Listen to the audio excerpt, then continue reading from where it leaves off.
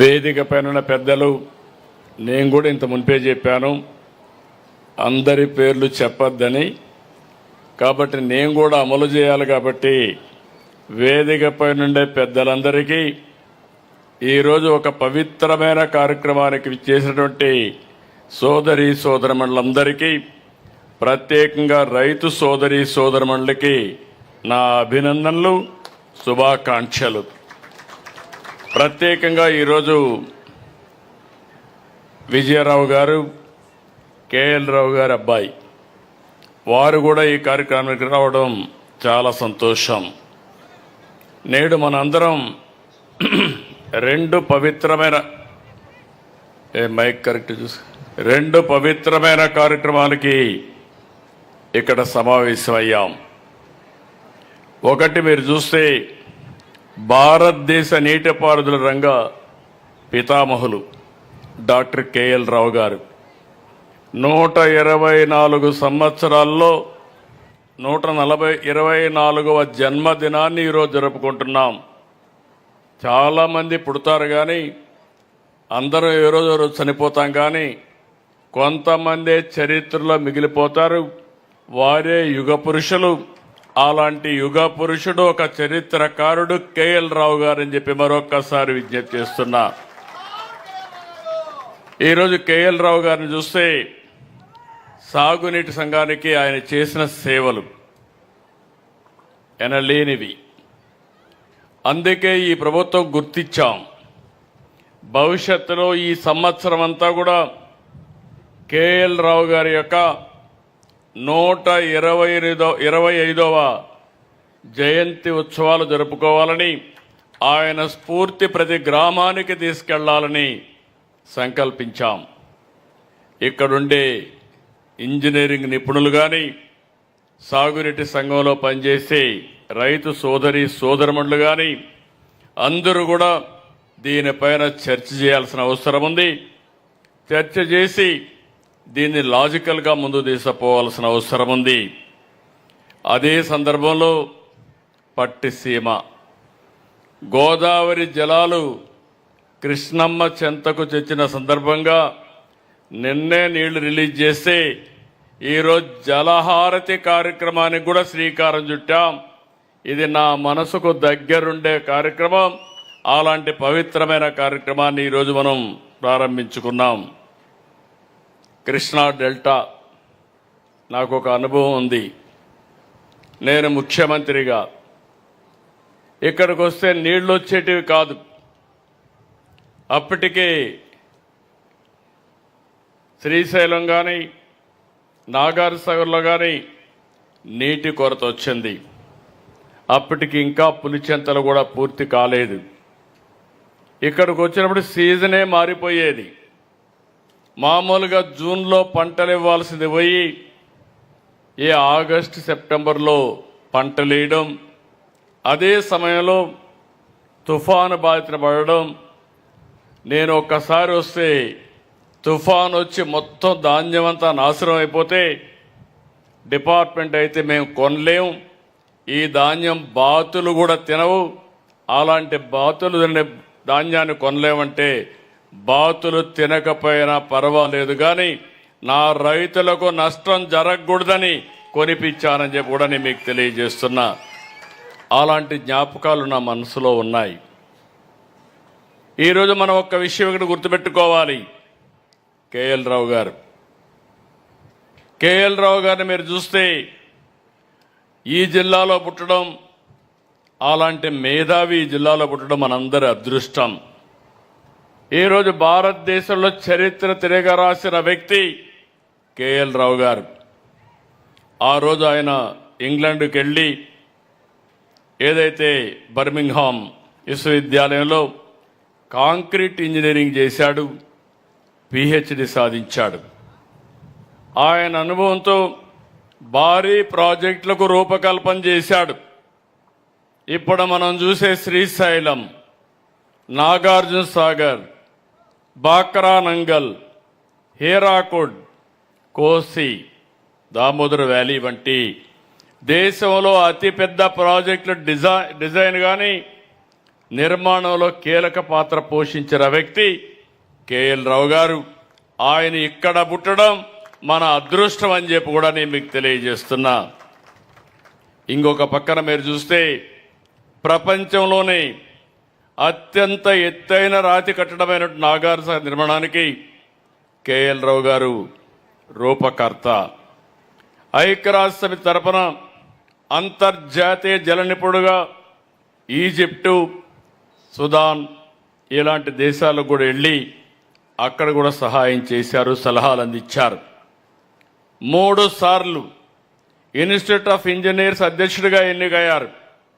అది ఆయన యొక్క గొప్పతనం. అంతేకాదు ఇదే విజయవాడలో 3 సార్లు ఎంపీ అయ్యారు. 3 ప్రధానమంత్రుల దగ్గర మంత్రిగా పనిచేసిన వ్యక్తి కేఎల్ రావు గారు అని చెప్పి కూడా నేను మీకు తెలియజేస్తున్నా. ఆ రోజుట్లో ఇప్పుడైనా మనం ఆధునిక టెక్నాలజీ ఉంది, అన్ని విషయాలు ఆలోచిస్తున్నాం. కానీ అప్పట్లోనే ఆలోచించి నీటిపారుదల ఎట్లుండాలి, అదే మరి ఆ రోజు మనకంతా కూడా జల విద్యుత్, హైడల్ పవర్ ఏ విధంగా ఉండాలో చెప్పే పరిస్థితికి వచ్చారు. భారతదేశం ఈరోజే కాదు, ఎప్పటి నుంచో కూడా ఒక పక్క కరువు, ఒక పక్క వరదలు. ఈరోజు మనం చూస్తున్నాం. మీరందరూ కూడా గుర్తుపెట్టుకోవాలి, ఎవరైతే చరిత్రలో సమాజ హితం కోసం పనిచేశారో వారిని గుర్తుపెట్టుకోవాల్సిన అవసరం ఉంది. ఈరోజు గోదావరి ప్రాజెక్టు దగ్గర మీరు చూస్తే నీళ్లన్నీ సముద్రంలోకి పోతున్నాయి. కానీ గోదావరి ప్రాంతం కరువుతో ఇబ్బంది పడే పరిస్థితికి వచ్చారు.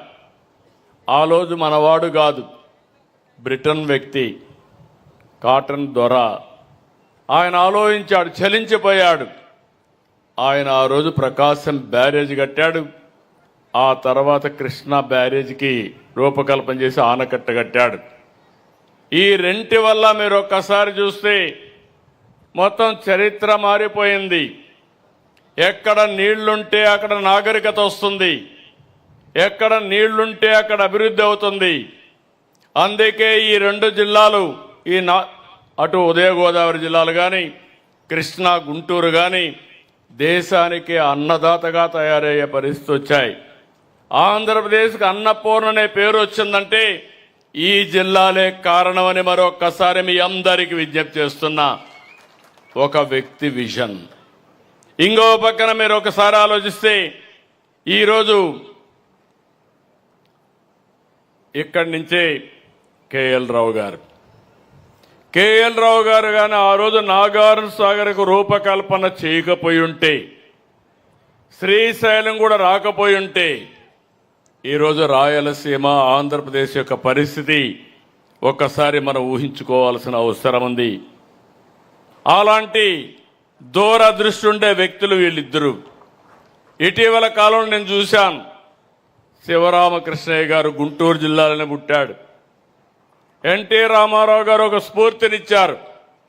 కృష్ణా జలాలు వాడుకునే హక్కు మనకుంది, రాయలసీమ కరువు ప్రాంతం, దీన్ని ఆదుకోవాలంటే ఒక బ్యాగ్ వేసుకుని, కేఎల్ రావు గారు అంతే, శివరామకృష్ణ గారు కూడా అంతే, భార్య భర్త వెళ్ళిపోయి అక్కడే కాపురాలుండి బ్రహ్మాండమైన డిజైన్ తయారు చేశాడు శివరామకృష్ణయ్య.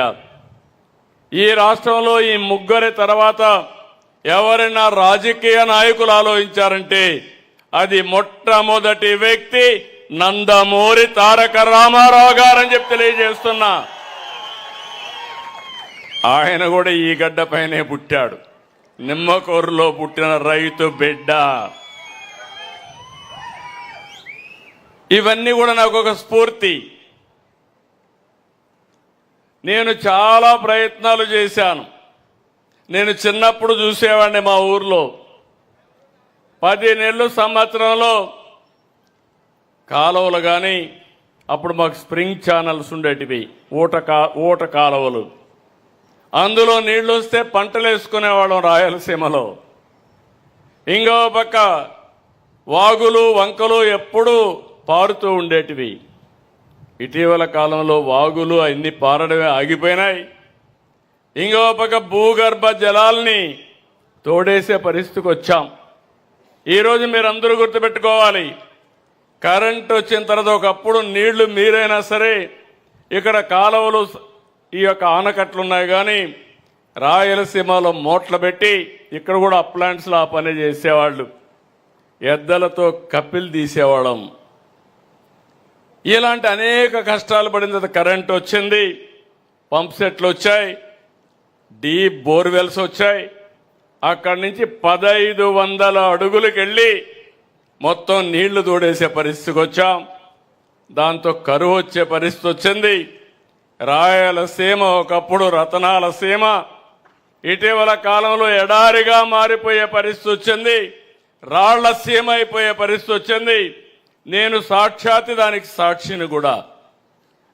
రాయదుర్గ నియోజకవర్గంలో ఎడారిగా మారిపోతుందంటే నేను ఒక 100 కోట్ల రూపాయలు ఖర్చు పెట్టి ఎడారిగా మారిపోకుండా ఉండడానికి చర్యలు చేపట్టిన వ్యక్తిని నేనే. అనంతపూర్ జిల్లాకి వెళితే నన్ను ప్రతి ఒక్కసారి పోయినప్పుడు 10 సంవత్సరాలు వేరుశనగ వేస్తున్నాం, 2 సంవత్సరాలే పంట వస్తుంది, 1 సంవత్సరమే పంట వస్తుంది, నష్టపోతున్నాం. కనీసం విత్తనాల ఖర్చుకు డబ్బులు ఇమ్మంటే నేను ఇన్పుట్ సబ్సిడీని ప్రారంభించాను. ఈరోజు మీరు ఒక్క విషయం గుర్తుపెట్టుకోవాల్సింది, కేఎల్ రావు గారు 72లో ఆలోచించారు కృష్ణా గోదావరి లేకపోతే గోదావరి కావేరి కలపాలని. అదే నేను వాజ్పేయి గారు ప్రధానమంత్రిగా ఉన్నప్పుడు ఒక ప్రపోజల్ పెట్టాను. మనం రోడ్లు బాగా వేస్తున్నాం, ఎయిర్పోర్ట్లు బాగా కడుతున్నాం, టెక్నాలజీలో ముందుకు పోతున్నాం. అయితే ఈరోజు నదుల అనుసంధానంగా చేయగలిగితే భారతదేశానికి బ్రహ్మాండంగా అవకాశాలు ఉంటాయి. ఏ దేశం కూడా మనతో పోటీ పడలేదని ఆయనకి చెప్పి గంగా కావేరి అనుసంధానానికి ఒక టాస్క్ ఫోర్స్ కూడా వేశాం. మేము 2004లో ఓడిపోవడం, ఆ తర్వాత వచ్చిన కాంగ్రెస్ పార్టీ ఈ ప్రపోజల్ని ఆటకెక్కించే పరిస్థితికి వచ్చారు. మళ్ళీ 2014లో చాలా ఇబ్బందులు ఉన్నాయి, ఆర్థికంగా వెసులుబాటు లేదు, నాకు ఆఫీసు కూడా లేదు. ఎస్సీ ఆఫీసు విజయవాడలో నా క్యాంప్ ఆఫీసు, బస్సే నా బస, అందులోనే పడుకునేవాడిని. అక్కడి నుంచి పనిచేశాం. కానీ పట్టుదలతో ఈ కృష్ణా డెల్టాకు న్యాయం జరగాలనే ఉద్దేశంతో సంవత్సరంలో పట్టిసీమ పూర్తి చేసి నీళ్లు తీసుకొచ్చి కృష్ణా డెల్టాను కాపాడిన ఘనత ఆ రోజు తెలుగుదేశం పార్టీ ఎన్డీఏ ప్రభుత్వం. 80 టీఎంసీ నీళ్లు, 13 లక్షల ఎకరాలు స్టెబిలైజేషన్. కృష్ణవేణి నీలం రంగు, అదే గోదావరి అరుణవర్ణం, అది రెడ్గా ఉంటుంది, ఇది బ్లూగా ఉంటుంది. 2 కలిపి గోల్డ్గా తయారైంది, బంగారంగా తయారయ్యే పరిస్థితి వచ్చింది. కలర్లు కూడా బంగారు కలరే. ఈరోజు గోదావరి ఎప్పుడు కూడా అన్ని అడవుల నుంచి మొత్తం పారుతూ వస్తుంది. ఆకులు, మెడిసినల్ వాల్యూ ఉండే ప్లాంట్స్ అన్నీ కరుస్తూ వస్తాయి. దానివల్ల సారవంతమైన నీళ్లు వస్తాయి. ఎప్పుడు గోదావరి నీళ్లు కృష్ణాకు వస్తే రైతులకు ఆ సంవత్సరం పండగే 20% ప్రొడక్టివిటీ పెరుగుతుందంటే అతిశయోక్తి కాదని కూడా మీ అందరికీ తెలియజేస్తున్నా. ఈ సంవత్సరం మీరు ఒక్కసారి గుర్తుపెట్టుకోవాలి, ఈ రాష్ట్రంలో చాలాసార్లు మనం చూస్తే కరువు వచ్చే పరిస్థితి వచ్చింది. ఓసారి వరదలు వచ్చి కనీసం 40 ఏళ్ల ఆవరేజ్ 2000 టీఎంసీ నీళ్లు సముద్రానికి పోతున్నాయి గోదావరి నుంచి.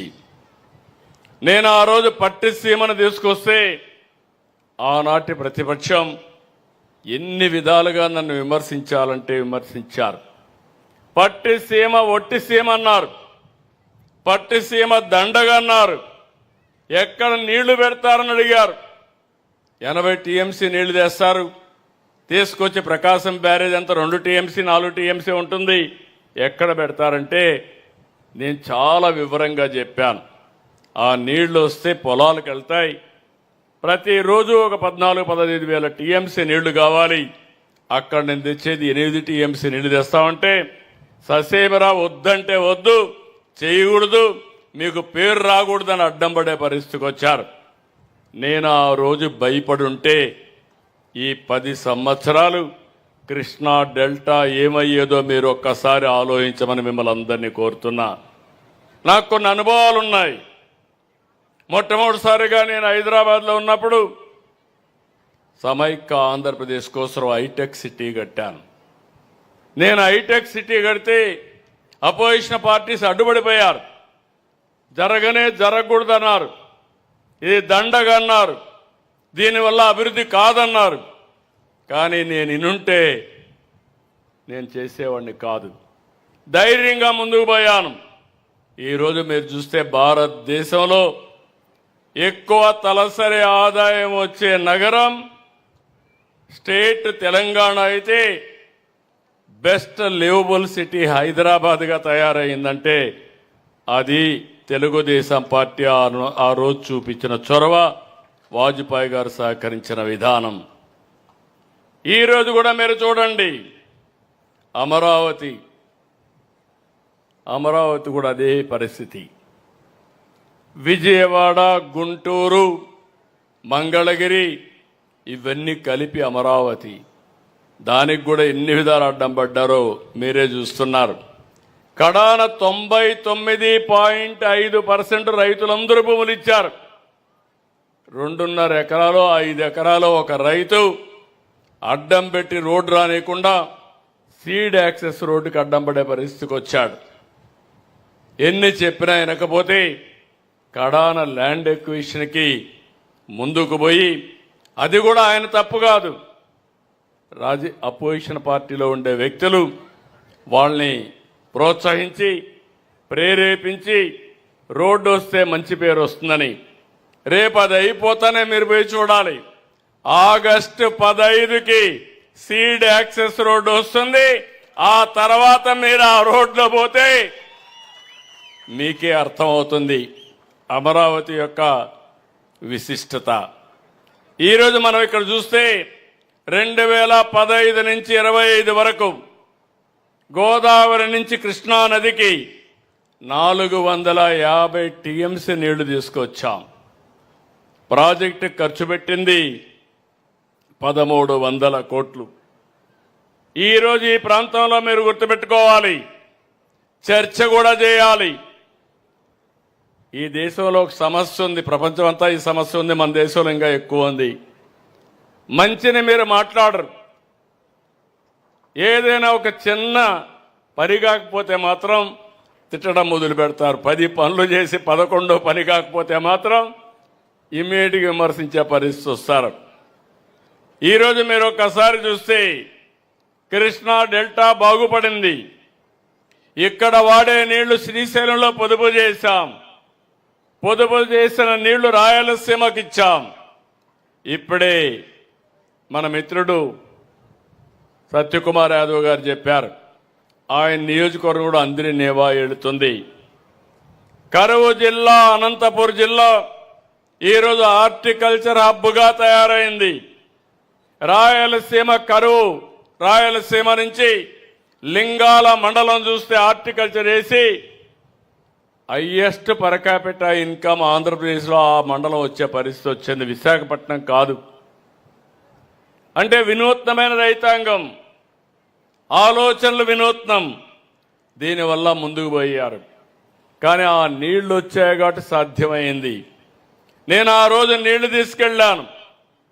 1 సంవత్సరంలో గొల్లపల్లి రిజర్వాయర్ పూర్తి చేసి ఈరోజు అనంతపురం కరువు జిల్లాలో కియా సిటీ ఎస్టాబ్లిష్ చేశామంటే అది తెలుగుదేశం పార్టీ చూపించిన చొరవని చెప్పి కూడా నేను మీకు తెలియజేస్తున్నా.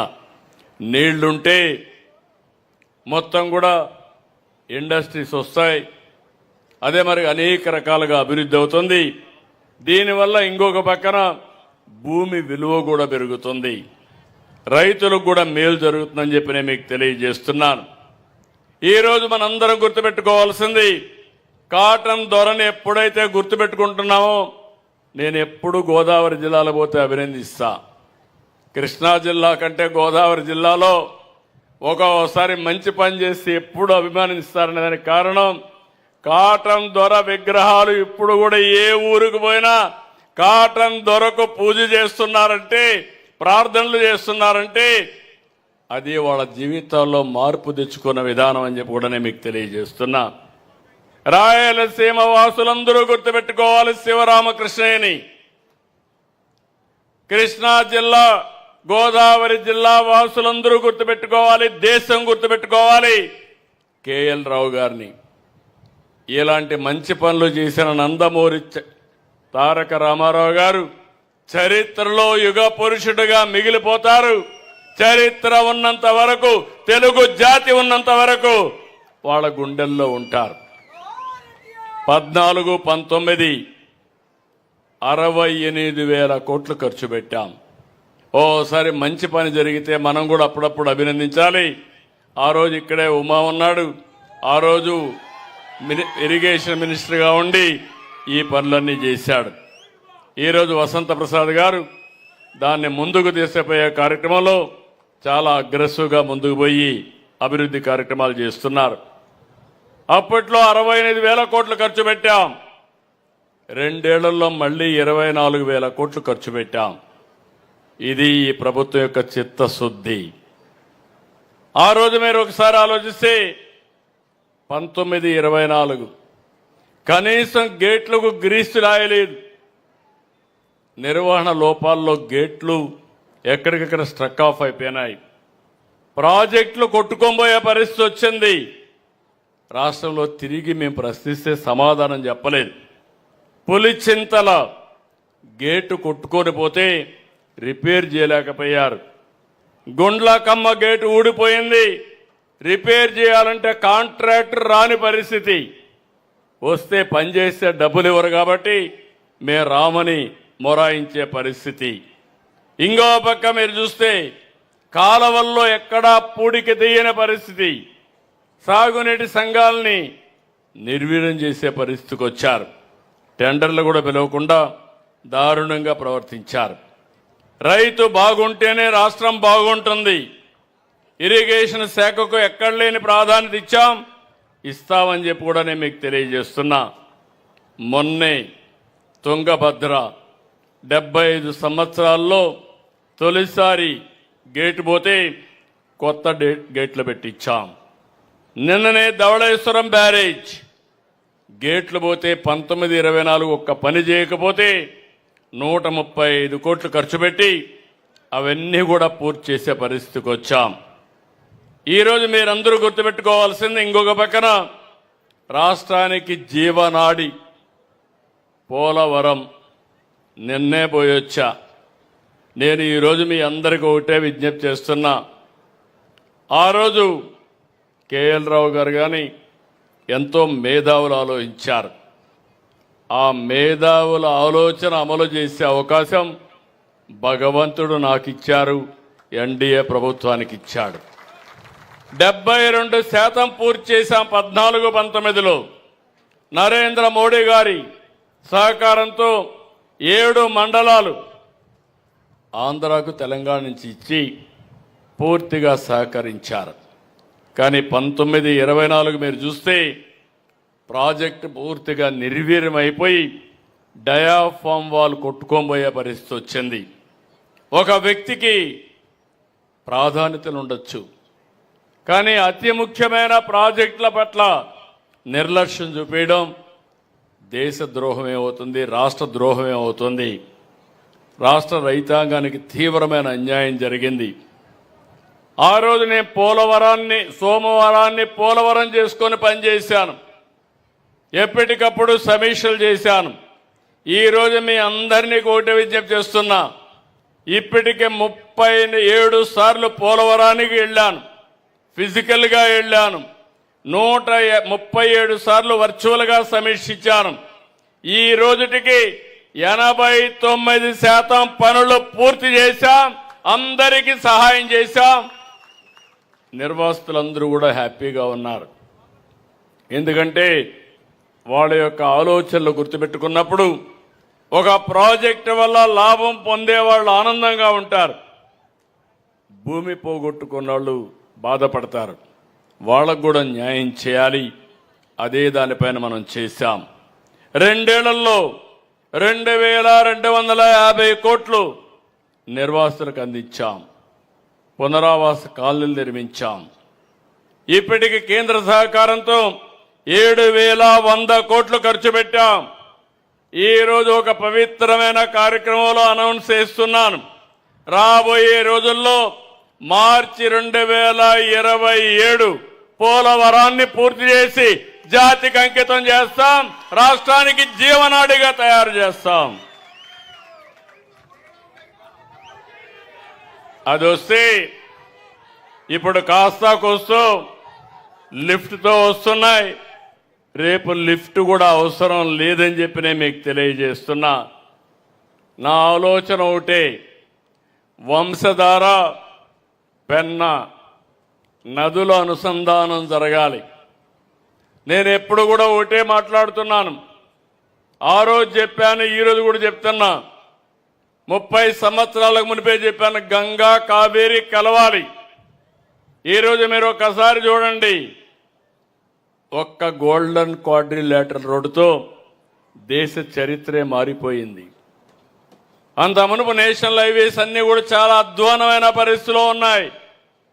అలాంటిది ఈరోజు ఎక్కడికి పోవాలన్నా ఫాస్ట్గా పోయే పరిస్థితికి వచ్చాయి. ప్రపంచంలో అన్ని దేశాల కంటే మన దేశంలో second largest network of roads మన దేశంలో ఉన్నాయి. మంచి రోడ్లు ఉన్నాయి. ఈరోజు కానీ మనం కూడా ఇది చేయగలిగితే, గంగా కావేరి కలపగలిగితే దేశానికి తిరుగుండదు. దానికంటే ముందు వంశధార, నాగావళి, గోదావరి, కృష్ణ, ఇక్కడి నుంచి పెన్నా, ఈ నదులన్నీ కలపగలిగితే సముద్రంలోకి పోయే నీళ్లు, కొన్ని నీళ్లు కానీ మళ్లించగలిగితే ఈ రాష్ట్రానికి కరువు ఉండే పరిస్థితి లేదని చెప్పి కూడా నేను మీకు తెలియజేస్తున్నా. అందుకే ఈరోజు ఒక పవిత్రమైన రోజున అనౌన్స్ చేస్తున్నాను. 36 ప్రాజెక్టులు 35,000 కోట్లు 3 సంవత్సరాల్లో ఖర్చు పెట్టి పూర్తి చేసే బాధ్యత ఈ ప్రభుత్వం తీసుకుంటాం. నిన్ననే తుంగభద్ర న్యూ గేట్స్ అన్ని కూడా పెట్టాం. మొన్ననే కాటన్ బ్యారేజ్ గేట్స్ అన్నిటికీ శ్రీకారం చుట్టాం. అది రాబోయే సంవత్సరం పూర్తి చేస్తాం. గుంటూరు ఛానల్ మోడర్నైజేషన్కి ఇమ్మీడియట్ గా ఫౌండేషన్ వేసి దీన్ని కూడా ఈ నెలలోనే ఫౌండేషన్ వేస్తాం. 2 సంవత్సరాల్లో పూర్తి చేసి మళ్ళీ మీకు ఆ ప్రాజెక్ట్ అందజేసే బాధ్యత తీసుకుంటామని చెప్పి నేను మీకు తెలియజేస్తున్నా. ఆగస్టు 26కి ప్రారంభిస్తాం. ప్రారంభించే తేదీ కూడా డేట్ ఆఫ్ కమెన్స్మెంట్ ఇప్పుడు చేసి 1 ఇయర్లో పూర్తి చేసే 1 ఇయర్ కానీ 1.5 ఇయర్ కానీ పూర్తి చేస్తాం. పోలవరం లెఫ్ట్ మెయిన్ కెనాల్ పూర్తి అయింది. రేపు అనకాపల్లి ఆగస్టు 14న స్వాతంత్ర దినానికంటే ఒకరోజు ముందే జాతికి అంకితం చేయాలని ఆలోచిస్తున్నాం. గోదావరి ఎట్లయితే ఇక్కడ జలహారతి ఇచ్చి స్వాగతం పలికానో, ఆగస్టు 14న అనకాపల్లికి వెళ్లి గోదావరి జలాలకు అనకాపల్లిలో స్వాగతం పలుకుతాను, జలహారతి ఇస్తానని మీ అందరికీ హామీ ఇస్తున్నా. ఇంకొక పక్కన పేరూరు బ్రాంచ్ కెనాల్, ఇది కూడా 14 ఆగస్టు ఫౌండేషన్ వేస్తాం. వెలుగొండ నేనే 96లో ఫౌండేషన్ వేశాను. కరువు జిల్లాలు, ఆ ప్రాంతమే కరువు, మార్కాపురం ప్రాంతం. అలాంటిది సెప్టెంబర్ 1వ తారీఖున నేనేసిన 96లో ఫౌండేషన్ వేసి 2026 సెప్టెంబర్ 1వ తారీఖున దాన్ని ఫేజ్ 1 జాతికి అంకితం చేస్తామని చెప్పి కూడా నేను మీకు తెలియజేస్తున్నా. మీరు ఇక్కడ గుర్తుపెట్టుకోవాలి. దగ్గర 4,000 కోట్ల రూపాయల పన్నులు బకాయిలుంటే అన్నీ కూడా అక్కడ పోయి నాటకాలు ఆడి పూర్తి అయిపోయింది, జాతికి అంకితం చేస్తున్నానని చెప్పి ఒక బోర్డు వేసి ఇనాగరేట్ చేశాడు. టనల్స్లో మెషిన్ కూడా ఇరక్కపోయింది, అది కూడా చెప్పలేదు. అంటే ఏ విధంగా ప్రజల్ని మోసం చేస్తారో నాకైతే అర్థం కాలేదు. నేను అందుకనే ఈరోజు అన్ని పనులు పూర్తి చేస్తాం, జాతికి అంకితం చేస్తాం. అవసరమైతే ఆ బోర్డు కూడా మ్యూజియం ఒకటి కట్టి మోసం ఏ విధంగా చేశాడో ప్రజలకు శాశ్వతంగా గుర్తుండేట్టుగా చేస్తామని చెప్పి కూడా నేను మీకు తెలియజేస్తున్నా. ఇంకో పక్క పాలేరు రిజర్వాయర్ కూడా ఫౌండేషన్ 10 సెప్టెంబర్ వేస్తాం, దాన్ని కూడా టైం బౌండ్ ప్రోగ్రాం పెట్టి పూర్తి చేస్తాం. ఇంకొక పక్కన మీరు ఒకసారి చూస్తే హెచ్ఎన్ఎస్ఎస్ ఫేజ్ 2 మెయిన్ కెనాల్ 400 నుంచి 490 వరకు 31 అక్టోబర్లో ఇనాగరేట్ చేస్తాం. ఇది కాకుండా ఫేజ్ 2 హెచ్ఎన్ఎస్ఎస్ ఉంది, ఇది కూడా 490 నుంచి 554 జూన్ 30, 27 ఇనాగరేట్ చేస్తాం. నేరేడు బ్యారేజ్ ఉంది, అది 30 నవంబర్ 26లో ఫౌండేషన్ వేస్తాం. ఇంకో పక్క పెన్నా సర్వేపల్లి రిజర్వాయర్ని ఇనాగరేషన్ ఈ సంవత్సరం డిసెంబర్లో చేస్తాం. ఇంకో పక్కన మద్దు వలస 2 ఇనాగరేషన్ 31 జనవరిలో చేస్తాం. జంజావతి రిజర్వాయర్ ప్రాజెక్టు జనవరి 27లో చేస్తాం. ఇంకో పక్క పోలవరం ఇరిగేషన్ ప్రాజెక్టుని చెప్పాను, 2027 మార్చికి జాతికి అంకితం చేస్తాం. హీరమండలం లిఫ్ట్ ఇరిగేషన్ స్కీమ్ని ఇనాగరేషన్ 30 ఏప్రిల్ 27 చేస్తాం. Neva branch canal up to Neva river వరకు 30 జూన్ 2027లో చేస్తాం. Nagavali Champavathi river interlinking 30 June 2027లో చేస్తాం.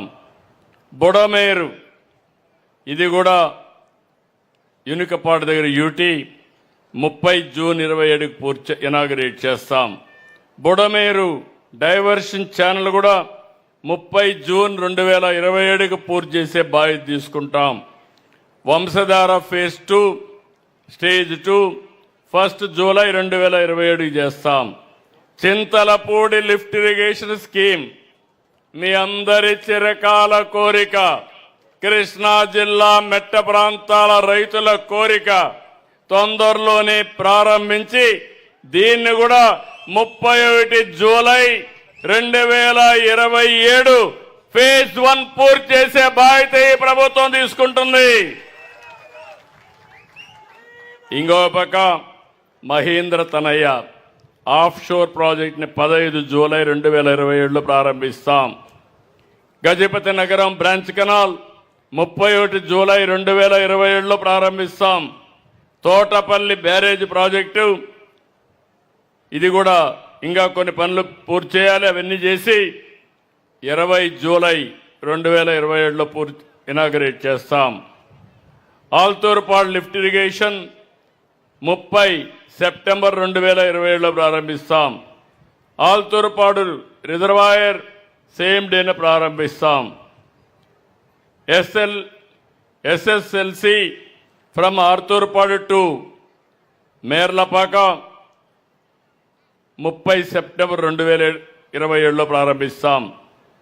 మల్లెమడుగు తిరుపతి దగ్గర 30 సెప్టెంబర్ 27 ప్రారంభిస్తాం.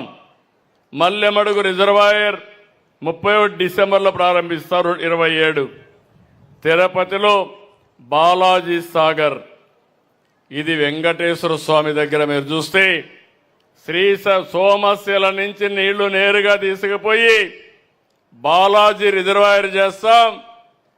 ఎక్కడ శ్రీశైలం అక్కడి నుంచే నీళ్లు తీసుకొచ్చి కళ్యాణి డ్యాంకి ఇస్తాం.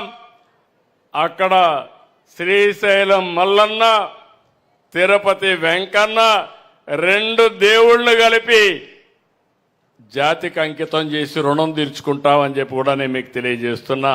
మీరు గుర్తుపెట్టుకోవాలి, ఎక్కడ శ్రీశైలం, ఎక్కడ కళ్యాణ్ డ్యామ్, ఎక్కడ శ్రీశైలం, ఎక్కడ సోమశిల, ఎక్కడ తిరుపతి, ఇవన్నీ కలిపే బాధ్యత తీసుకుంటాం. ఇవి కాకుండా ఇంకొక పక్క మీరు చూస్తే మడకశిర బ్రాంచ్ కెనాల్ 31 డిసెంబర్ 27 పూర్తి చేస్తాం. తారక రామారావు తీర్థ ప్రాజెక్టు 30 డిసెంబర్ 2027 చేస్తాం. వేదావతి లిఫ్ట్ ఇరిగేషన్ 30 జూన్ 2028 పూర్తి చేస్తాం. భైరవాని తిప్ప లిఫ్ట్ ఇరిగేషన్ 30 జూన్ 2028 పూర్తి చేస్తాం.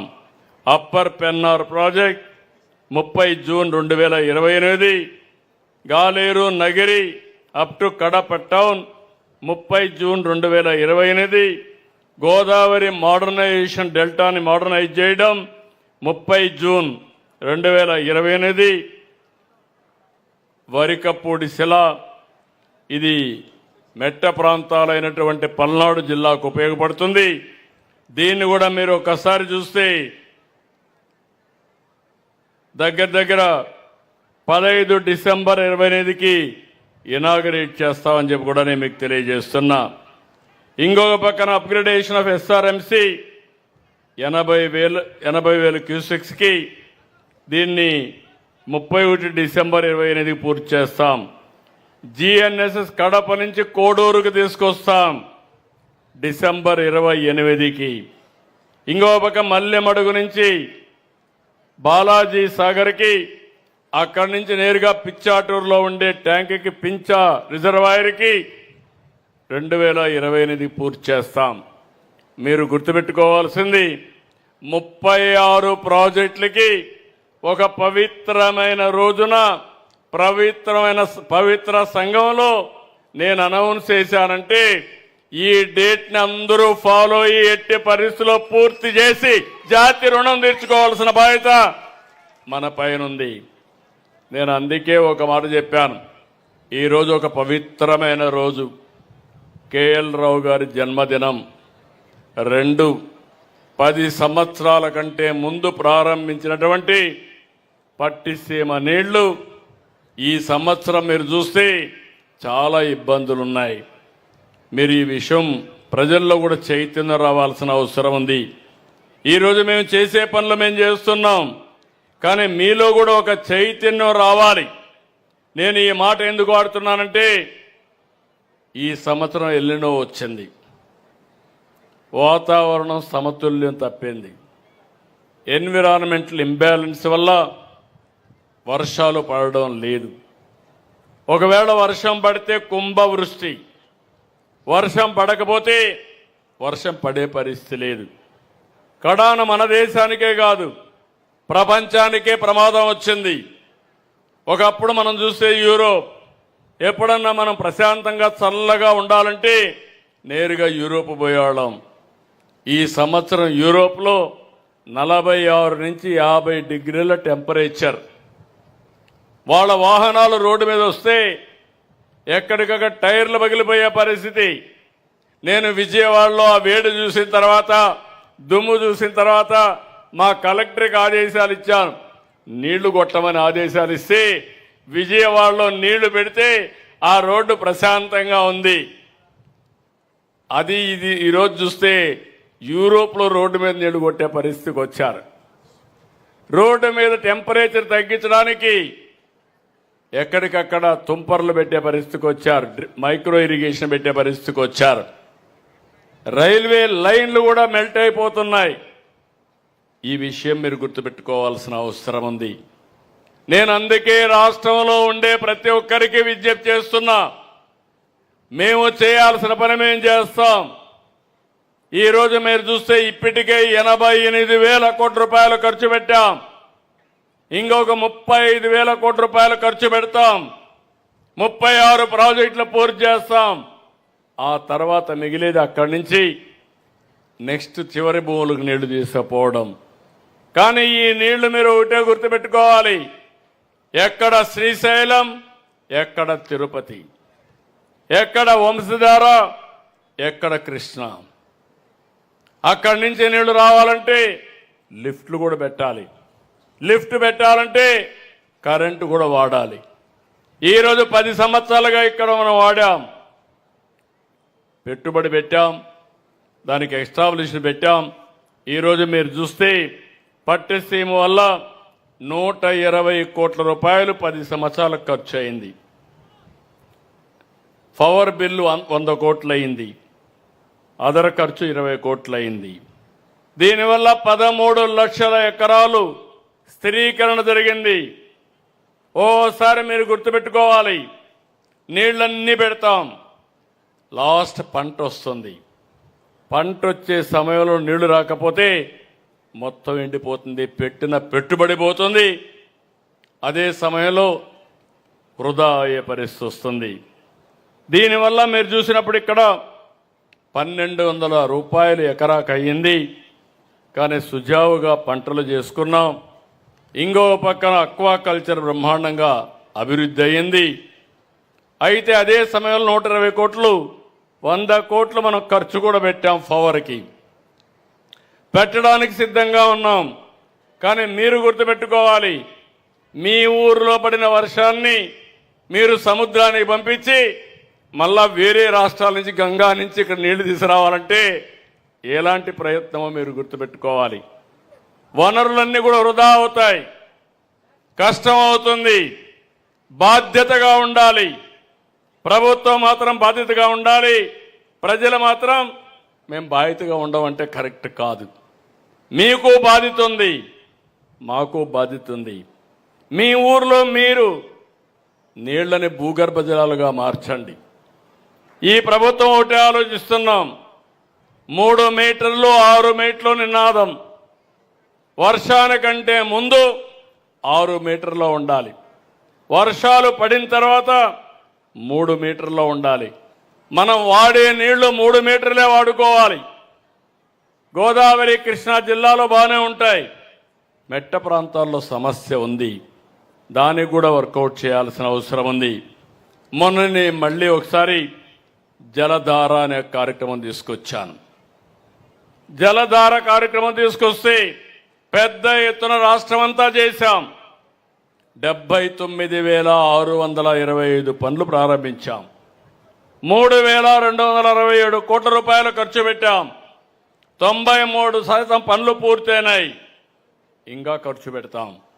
నేను ఒకటే మీ అందరికీ విజ్ఞప్తి చేస్తున్నా, నేను కానీ అదే మరి ఎన్డీఏ కూటమి ప్రభుత్వం కానీ నరేంద్ర మోడీ గారు ఢిల్లీలో ఉండే మోడీ గారి నాయకత్వం, నేను ఇక్కడుండే పవన్ కళ్యాణ్ గారు ఒకటే ఆలోచిస్తున్నాం, ఈ రాష్ట్రానికి ఒక బాధ్యత కలిగిన ప్రభుత్వాన్ని ఇవ్వాలని, ఒక వారసత్వాన్ని వెళ్ళాలని, మీ భవిష్యత్తుకు గ్యారంటీ ఇవ్వాలని. పేదరికంలో కాకుండా ఈరోజు కృష్ణా జిల్లాలో మీరు చూస్తే అవకాశాల కోసం విదేశాలకు వెళ్ళారు, వేరే రాష్ట్రాలకు వెళ్ళారు, బ్రహ్మాండంగా రాణిస్తున్నారు. భవిష్యత్తులో ఎక్కడి నుంచైనా సరే ఇక్కడికొచ్చి రాణించాలి.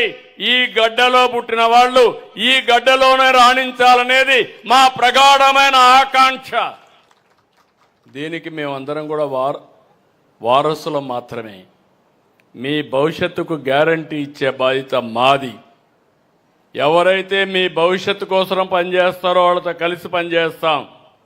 మీ భవిష్యత్తుకు అవరోధం కలిగించే వ్యక్తుల యొక్క పట్ల మీరు అప్రమత్తంగా ఉండాలి, మేము అప్రమత్తంగా ఉండాలి. అప్పుడే ఇది సాధ్యం. నేను ఎన్నోసార్లు చెప్పాను, ఈ రాష్ట్రంలో ఎవ్వరికీ దక్కని గౌరవం నాకు దక్కింది. సమైక్య ఆంధ్రప్రదేశ్లో 10 సంవత్సరాలు ముఖ్యమంత్రిని, 9 సంవత్సరాల పైన ముఖ్యమంత్రిని. ఆ రికార్డు ఎవరు ఇప్పుడు బ్రేక్ చేయలేరు. 15 సంవత్సరాల ప్రతిపక్ష నాయకుడిని, ఇప్పుడు రెండోసారి మళ్ళా ముఖ్యమంత్రిని. ఇంత 48 సంవత్సరాలు నేను రాజకీయాలు చూశాను. ఎప్పుడూ బాధ్యతగానే ప్రవర్తించాను, బాధ్యతగానే ఉంటా. భవిష్యత్తులో కూడా నాకు రాగద్వేషాలు ఉండవు. నేను చాలా స్పష్టంగా చెప్తున్నా. నా ఆలోచన ఒకటి, 5,30,00,000 మంది తెలుగువారు ఆంధ్రప్రదేశ్లో ఉన్నారు. తెలంగాణలో కూడా తెలుగువారు ఉన్నారు. నా మొదటి ప్రాధాన్యత ఎందుకంటే ఇక్కడ ముఖ్యమంత్రిగా ఉండే బాధ్యత ఉంది. ఒకప్పుడు తెలంగాణ కూడా అభివృద్ధి చేశాం. అక్కడ చేసినా ఇక్కడ చేసినా తెలుగు జాతి కోసం పనిచేశా, దేశం కోసం పనిచేశాం తప్ప ఇంకోటి కాదని చెప్పి కూడా నేను మీకు తెలియజేస్తున్నా. ప్రధానమంత్రి గారు వికసిత్ భారత్, మా ఆలోచన స్వర్ణాంధ్రప్రదేశ్ 2047 ఇప్పుడుండే 3,26,000 రూపాయలు తలసరి ఆదాయం 55 లక్షలు కావాలి. దానికి నీటి ప్రాధాన్యత ఉంది. నీరుంటే ఇవన్నీ సాధ్యం. ఇటీవల పెట్టుబడులు మీరు చూస్తున్నారు, అన్నీ వస్తాయి. దయచేసి ఈరోజు మిమ్మల్ని ఒకటే కోరుతున్నాం, రాష్ట్రంలో ఉండే ప్రజలందరినీ కోరుతున్నాం, మీలో ఒక ఆలోచన రావాలి. నిత్యం ఒక చైతన్యంతో ముందుకు పోవాలి. మంచిని ప్రోత్సహించాలి, చెడును ఖండించాలి. చెడును ఖండించకపోవడం కూడా తప్పే. ఆ విషయం కూడా చెప్తున్నా మీ అందరికీ. నీకు చెడు జరిగితే మాత్రం బాధపడి సమాజంలో చెడు జరుగుతూ ఉంటే ప్రేక్షకులుగా ఉంటే దానివల్ల సమాజం కూడా కలుషితం అయిపోతే ఆ నష్టం కూడా మనకే వస్తుంది. ఈ విషయాన్ని గుర్తుపెట్టుకోవాల్సిందిగా మరొక్కసారి కోరుకుంటూ, నేను పవిత్ర సంఘంలో పవిత్ర హారతి పెడితే హారతి కూడా తీయేశారు. ఇప్పుడే కృష్ణప్రసాద్ గారు, వసంత కృష్ణప్రసాద్ చెప్పారు, తప్పకుండా పవిత్ర హారతి ఇక్కడ జరుగుతుంది.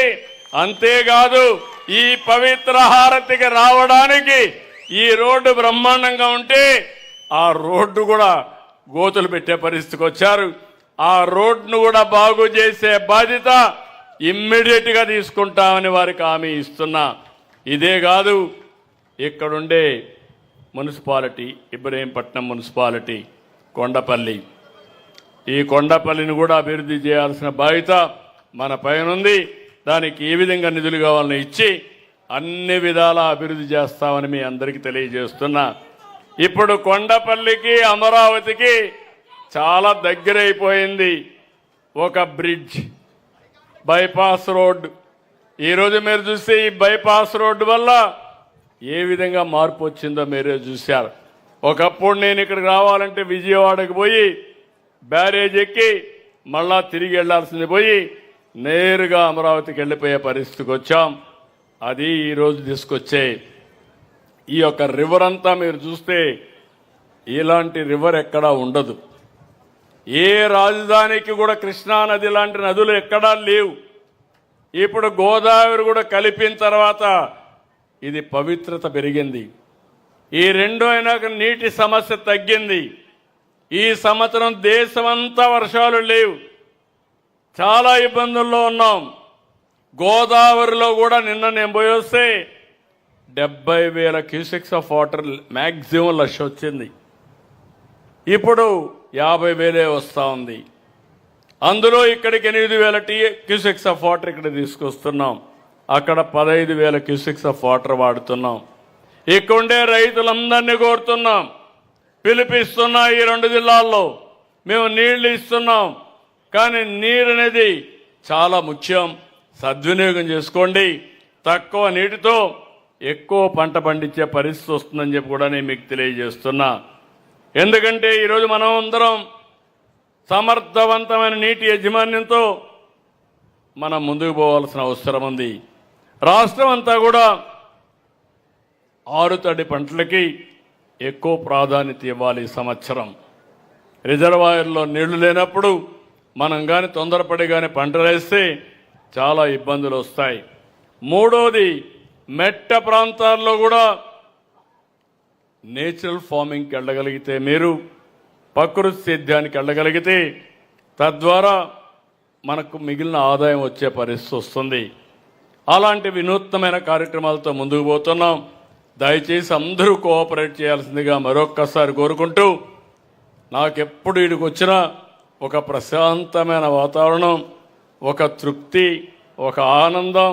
దానికి కారణం కృష్ణా జిల్లాలను బాగు చేశామని, డెల్టాను బాగు చేశామనే తృప్తి అని చెప్పి మరొక్కసారి తెలియజేసుకుంటూ, ఈ పవిత్రమైన కార్యక్రమానికి వచ్చిన మిమ్మల్ని అందరినీ ఇప్పుడే విజయరావు గారు ఒక మాట అన్నారు, వైకుంఠపురం బ్యారేజ్ కూడా కడితే బాగుంటుందన్నారు. అది కూడా నా మనసులో ఉంది.